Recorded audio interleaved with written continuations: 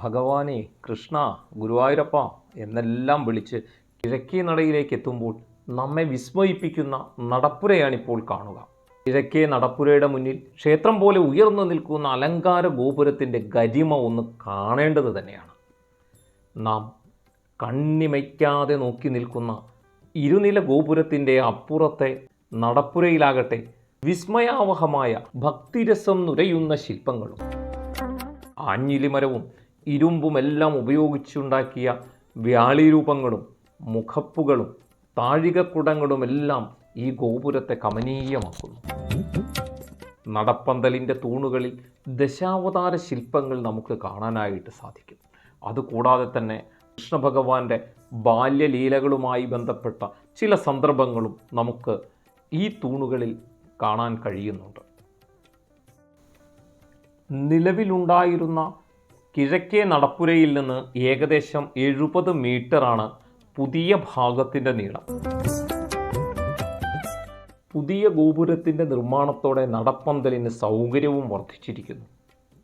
ഈ പുതിയ ഭാഗത്തിൻ്റെ കണക്കെല്ലാം തയ്യാറാക്കി നൽകിയത് കാണിപ്പയ്യൂർ കൃഷ്ണൻ നമ്പൂതിരിപ്പാടാണ്. എളവള്ളി നന്ദനാണ് ശില്പി. വെൽത്ത് ഐ ഗ്രൂപ്പിൻ്റെ CEO ആയ വിഘ്നേഷ് വിജയകുമാർ എന്ന ഭക്തനാണ് ഇതിൻ്റെ എല്ലാം ചെലവുകൾ വഹിച്ചിട്ടുള്ളത്.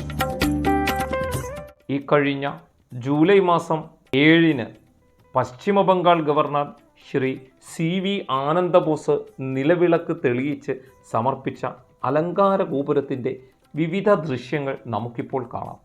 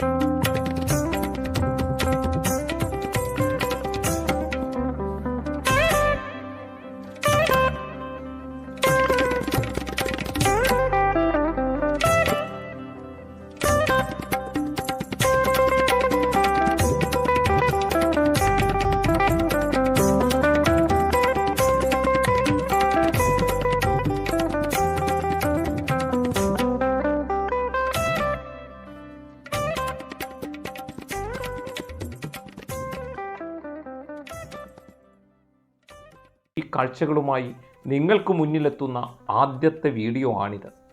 ഭഗവാനെ തൊഴുതു മടങ്ങുന്നവർ ഇതെല്ലാം ഒന്ന് മനസ്സിരുത്തി ഈ ശില്പങ്ങളുടെ അടുത്ത് അല്പനേരം ചെലവഴിക്കണേ.